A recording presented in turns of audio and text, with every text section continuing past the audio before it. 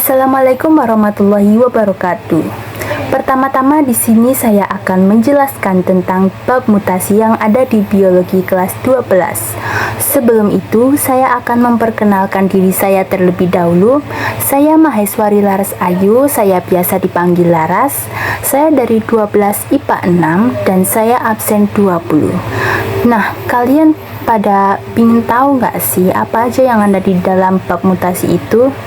Kalau kalian ingin tahu, yuk pantau dari awal sampai akhir. Sebelumnya, kalian pernah tahu nggak sih apa itu mutasi, atau kalian pernah dengar deh kata-kata mutasi itu? Jadi, mutasi adalah perubahan yang terjadi pada bahan genetik DNA maupun RNA, baik pada taraf urutan gen yang disebut mutasi titik maupun pada taraf kromosom.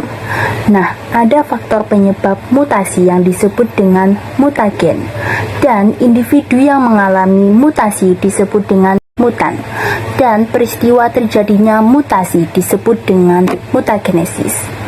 Lalu, kasus yang membahas tentang mutasi telah menjadi bahan penelitian oleh para ahli seperti Hugo de Vries, Seth White, Thomas Hunt Morgan, dan Hermann Joseph Muller. Selanjutnya, terdapat macam-macam mutasi. Yang pertama, berdasarkan proses terjadinya.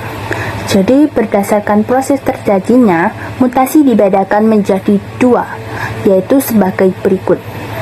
Yang pertama, ada mutasi alami atau spontan, yaitu proses perubahan genetis yang terjadi dengan sendirinya di alam, yang diduga faktor penyebabnya adalah panas radiasi sinar komis, radioaktif, sinar ultraviolet matahari, radiasi dan ionisasi internal mikroorganisme, serta kesalahan DNA dalam metabolisme. Salah satu contohnya ada pada kucing Likoi. Lalu yang kedua, ada mutasi buatan atau induksi, yaitu perubahan genetis yang terjadi oleh usaha manusia, di antaranya sebagai berikut. Yang pertama, pemakaian bahan radioaktif untuk diagnosis, terapi, deteksi suatu penyakit, sterilisasi dan pengawetan makanan. Dan yang kedua, ada penggunaan senjata nuklir. Dan yang ketiga, ada penggunaan roket televisi. Lalu yang keempat, ada pemakaian bahan kimia, fisika, dan biologi. Salah satu contohnya adalah seperti di atas ini, yaitu semangka tanpa biji. Macam-macam mutasi yang kedua, yaitu berdasarkan bagian tubuh yang mengalami. Nah, berdasarkan ini dibedakan menjadi dua, yaitu yang pertama ada mutasi vegetatif atau somatis, yaitu mutasi yang terjadi pada sel somatik atau tubuh yang sifatnya tidak diwariskan. Nah, salah satu contohnya seperti di atas ini ya.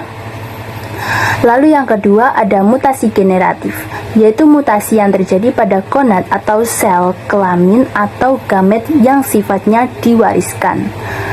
Nah, ada macam-macam mutasi yang ketiga, yaitu berdasarkan bagian yang mengalami mutasi yang dibedakan menjadi dua, yaitu yang pertama ada mutasi gen atau mutasi titik, yaitu perubahan yang terjadi karena perubahan urutan basa pada DNA atau dapat dikatakan sebagai perubahan nukleotida pada DNA.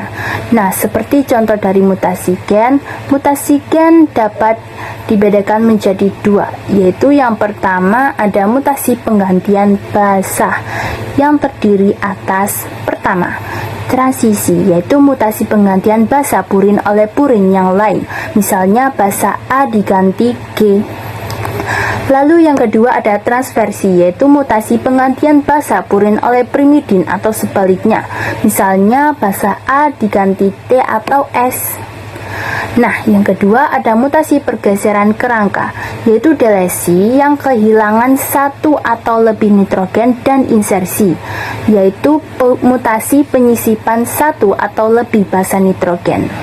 Lalu ada macam mutasi yang berdasarkan bagian yang mengalami mutasi. Yang kedua adalah mutasi kromosom, yaitu perubahan yang terjadi secara fisik pada bentuk kromosom atau terjadi perubahan pada set kromosomnya. Nah, mutasi kromosom juga dibagi menjadi beberapa macam loh. Apa aja sih macam-macamnya? Yang pertama, yaitu berdasarkan mutasi pada struktur kromosomnya yang dibedakan menjadi satu delesi atau defisiensi. Apa sih itu? Itu adalah peristiwa hilangnya satu segmen kromosom karena patah. Nah, contoh dari sifat pada manusia yaitu adalah sindrom Cri-du-Chat. Yang kedua, ada duplikasi yang terjadi ketika terdapat bagian kromosom yang diulangi dan identik pada bagian lain segmen tersebut. Yang ketiga, ada inversi, yaitu perubahan arah dari segmen kromosom.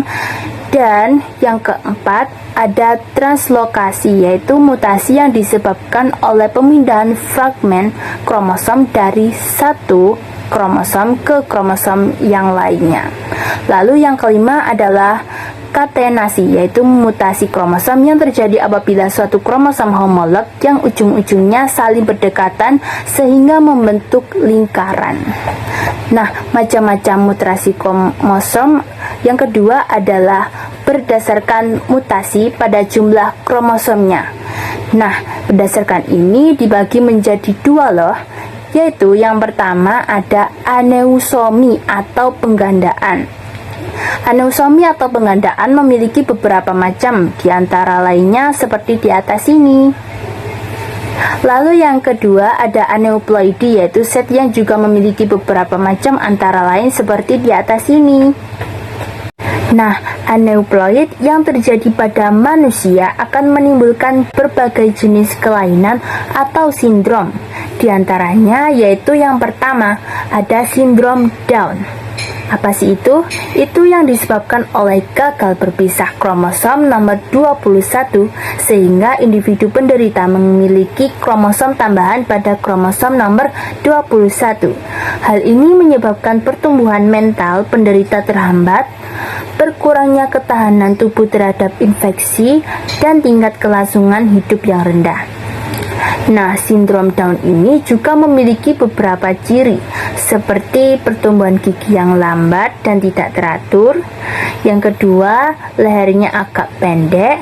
Yang ketiga, kaki agak pendek dan jarak di antara ibu jari kaki dan jari kaki kedua agak jauh terpisah dan tapak kakinya, dan berbagai ciri-ciri lainnya. Lalu yang kedua ada sindrom Patau, yaitu sindrom yang disebabkan oleh trisomi pada kromosom nomor 13. Nah, sindrom ini juga memiliki beberapa ciri seperti mata serius. Lalu pada setiap 5.000 kelahiran dapat terjadi satu kasus penderita sindrom atau dan kerusakan otak dan peredaran darah serta langit-langit mulut yang terbelah.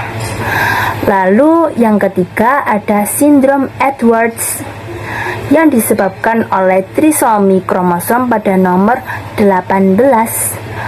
Nah, sindrom Edwards ini juga memiliki ciri-ciri, salah satunya hampir 90% penderita ini meninggal dalam 6 bulan pertama. Lalu yang keempat ada sindrom Klinefelter yang disebabkan oleh adanya gagal berpisah pada kromosom seks atau gonosom. Nah, sindrom Klinefelter ini dibagi menjadi dua bagian, yaitu yang pertama adalah XXY, yaitu laki-laki yang kelebihan satu buah kromosom X sehingga mempunyai 44 autosom dan 3 kromosom seks dengan ciri-ciri bulu badan tidak tumbuh, payudaranya tumbuh dan membesar, berpenampilan seperti wanita, dan ciri lainnya. Lalu yang kedua ada YYX atau super male yang ditandai dengan ciri-ciri seperti hormon kelaki-lakian atau testosteron berlebih, bersifat egois, tinggi badan lebih dari 170 cm, berpenampilan sebagai laki-laki super, dan ciri lainnya. Lalu sindrom yang kelima adalah sindrom Turner, yaitu memiliki satu kromosom X. Sindrom Turner juga memiliki beberapa ciri seperti pada sisi leher tumbuh seperti sayap, mirip dengan bunglon, tangan dan kaki yang bengkak, tungkai atau kaki berbentuk huruf X, umumnya berumur pendek, dan lain sebagainya. Lalu yang keenam ada sindrom Jacob, yaitu penambahan satu kromosom Y pada kromosom kelaminnya, sehingga mempunyai 44 autosom dan 3 kromosom kelamin, yaitu XYY. Nah, terdapat ciri-ciri seperti bersifat antisosial, wajah menakutkan, perilaku kasar dan agresif juga, dan lain sebagainya. Lalu yang ketujuh ada sindrom triple X, yaitu jenis variasi kromosom yang disebabkan oleh perwujudan 3 kromosom X atau trisomi dalam gen, dan memiliki ciri-ciri seperti kepala kecil, lambat dalam berbicara, tingkat kecerdasan rendah, dan lain sebagainya. Lalu saya akan menjelaskan tentang penyebab mutasi atau mutagen, yaitu yang dibedakan menjadi 3 macam. Yang pertama ada mutagen kimia, yang merupakan bahan-bahan kimia yang dapat menyebabkan mutasi zat-zat tersebut, seperti pestisida, formaldehid, siklamat dan sikloheksilanin, antibiotik. Kedua ada mutagen fisika, yaitu mutagen dari faktor fisika berupa radiasi yang bersifat mutagenik, seperti berasal dari sinar kosmis, sinar ultraviolet, sinar X, dan lain sebagainya. Lalu yang ketiga ada mutagen biologi, yaitu seperti virus hepatitis, virus campak, cacar, dan sebagainya. Lalu saya akan menjelaskan tentang dampak mutasi. Dampak mutasi ini dibagi menjadi 2, yaitu dampak mutasi positif dan dampak mutasi negatif. Nah, saya akan menjelaskan dampak positifnya terlebih dahulu ya. Jadi yang pertama ada tanaman polyploid, di mana pada umumnya tanaman polyploid ini berukuran lebih besar dan lebih sehat. Lalu yang kedua ada varian baru, yaitu mutasi alami dapat menghasilkan individu yang mempunyai sifat atau fenotipe dengan anggota spesies yang sama, namun tetap mempunyai kondisi yang sehat. Misalnya pada ikan albino, sehingga warna tubuhnya berbeda dengan warna tubuh anggota spesies yang normal. Lalu yang ketiga ada keragaman fenotipe. Apa sih itu? Keragaman fenotipe merupakan salah satu contohnya nih, ada semangka tanpa biji. Lalu yang keempat ada pengembangan bioteknologi, seperti salah satu contohnya adalah pada rekayasa genetika. Lalu saya akan menjelaskan tentang dampak negatif mutasi. Jadi yang pertama ada kematian mutan atau letal. Yang kedua ada kelainan cacat atau sindrom. Dan yang ketiga adalah membahayakan lingkungan. Nah, jadi gimana nih? Apa kalian sudah paham belum tentang penjelasan bab mutasi dari Laras? Semoga penjelasan dari saya ini bisa bermanfaat bagi kita semua untuk hari ini, esok, dan selamanya. Saya mohon maaf apabila ada salah kata. Terima kasih sebelumnya. Saya mohon pamit undur diri. Wassalamualaikum warahmatullahi wabarakatuh. Bye-bye.